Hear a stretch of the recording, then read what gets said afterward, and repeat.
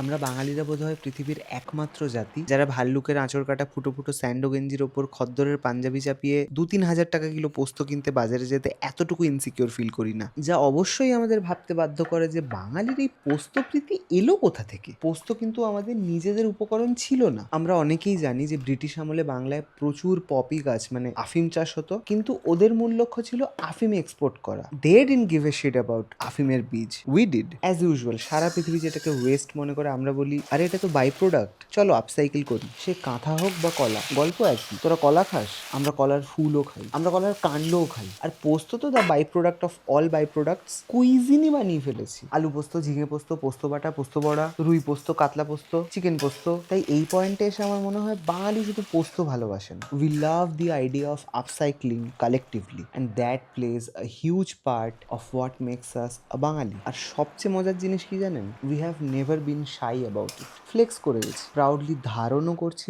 বহনও করছি through generations. ঠিক যেমন এই পোস্তর রেসিপিটা আমি ইনহেরিট করেছি আমার মায়ের থেকে। ডিটেল রেসিপি ইউটিউবেই পেয়ে যাবেন, লিঙ্ক বায়োতে। আর পোস্ত দিয়ে আপনার কি বেস্ট লাগে একটু জানান দেখি কমেন্টে।